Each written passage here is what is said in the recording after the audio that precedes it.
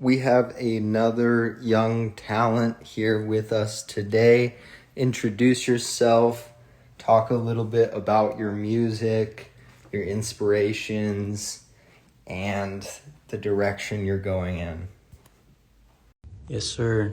This pseudonym I have for myself is Jezebel Zodd, Jay-Z, and the origins of this title for myself comes from a very, very emotional spot that I found myself in. And so within this spot is self-realization, self-growth, and walking through the pain and tribulation that you go through to realize the bad parts of yourself, and eventually that goes to growth and realization.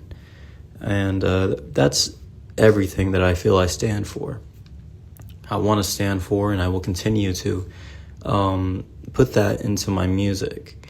Now, I say my music, this is all music that I've grown up with. This is all music that I've resonated with very strongly, so it's not necessarily a calling from myself. This is mainly a appreciation of the journey. So that's a base look in a nutshell of what I want to stand for.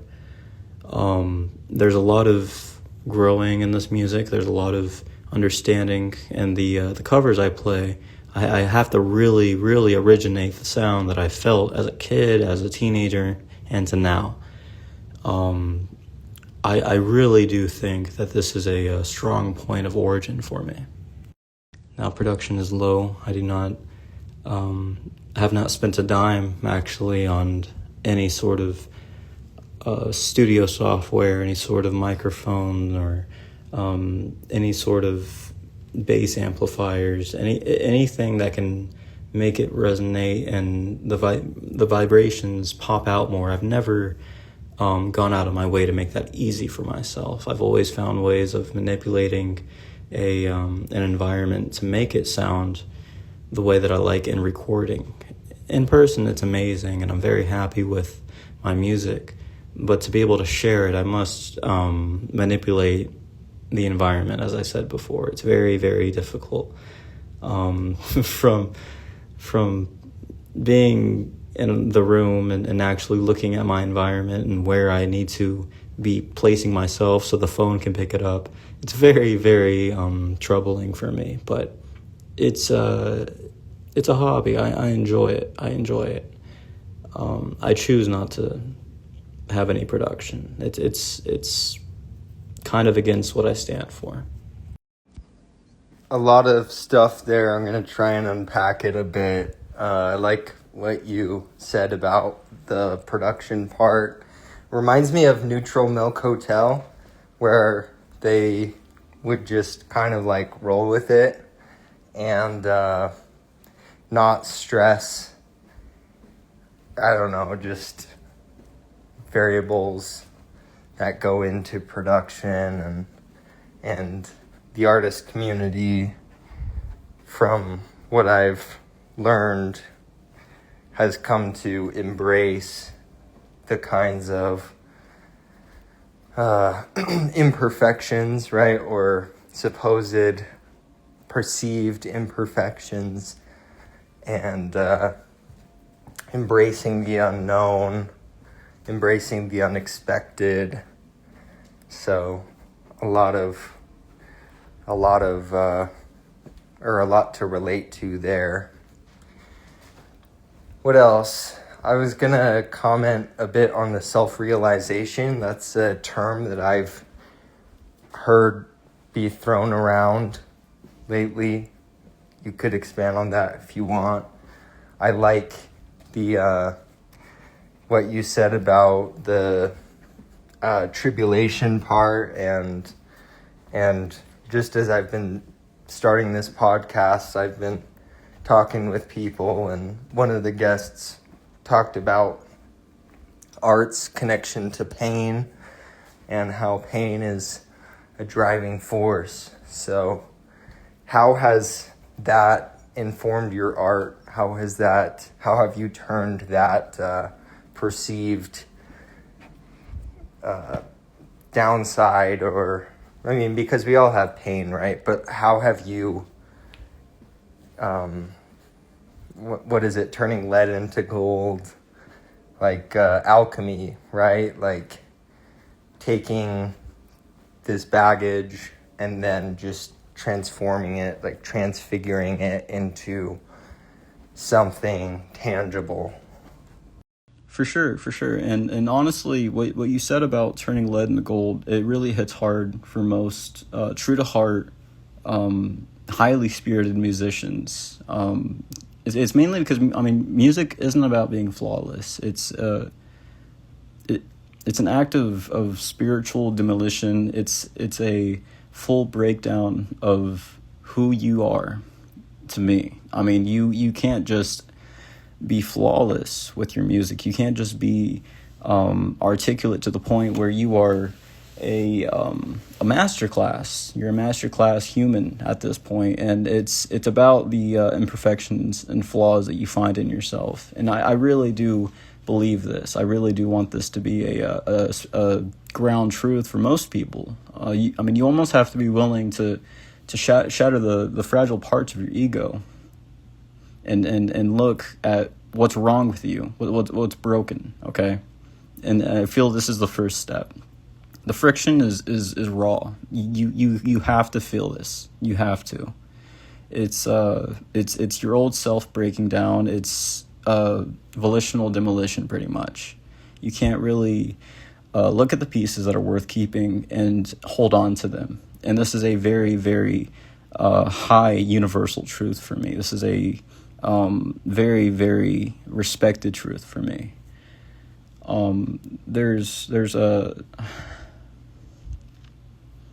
a morale that you have to hold on to, and it's not about it being an absence of cracking. It's finding the resolution after the dissonance. It's about connecting with the flawless art. It's connecting with the beauty and the desperate collapse of it.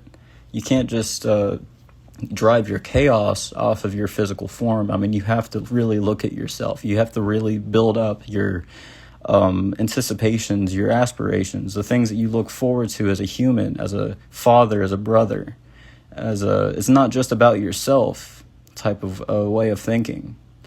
You have to stop being the victim of it, and you have to become a sort of architect of the tribulation.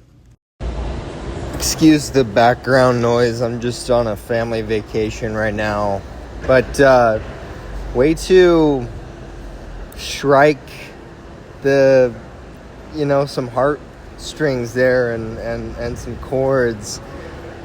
I'm sure a lot of the listeners are going to resonate with those words. How has music shaped your life? What musicians, you talked about, like music that you grew up on, and you kind of put your own spin on those songs and join in that craft, coalition of sorts between you and your idols, right? So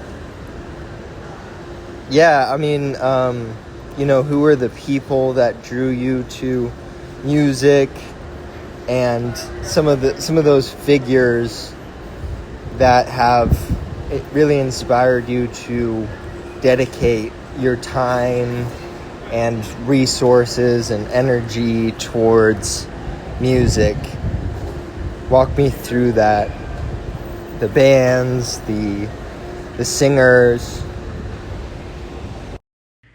I would first like to say and really point out the appreciation that you've integrated a lot of these fellow musicians and creators alike within this podcast that you've made, and it's highly honorable that you've found these smaller musicians that I've looked at through these podcasts, and many people will look at these musicians, and it's very respectable, and I feel honored myself.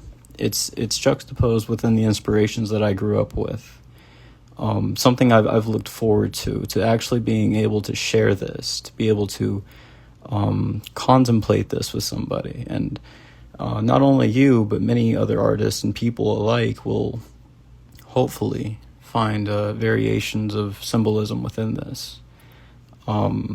As a child, I found that I would sit in my room and I wouldn't sleep. I'd be going days on end not sleeping.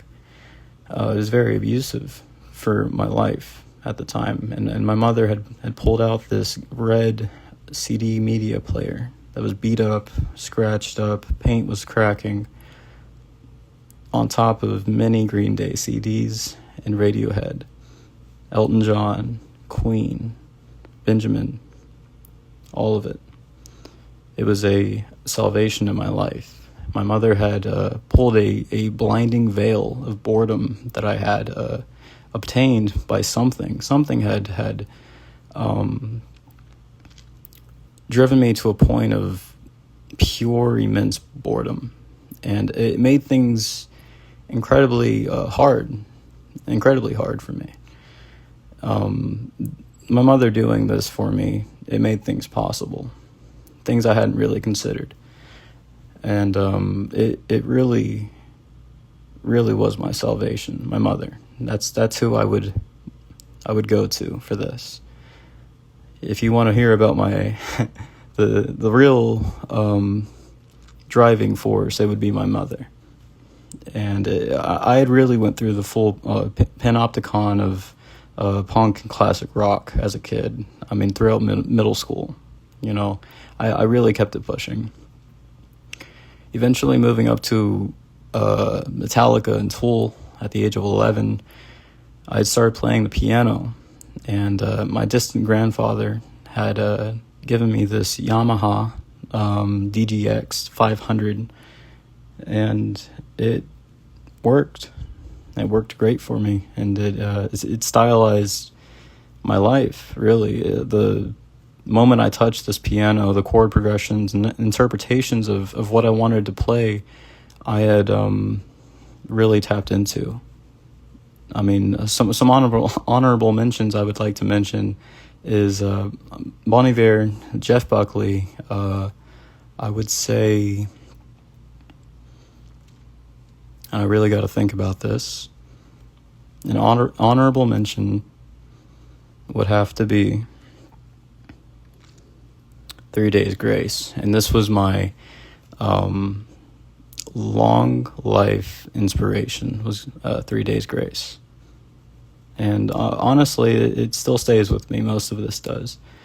By the age of 15, I had fell into the details and the stuff I had mentioned before. The music was my happy medium of prayer.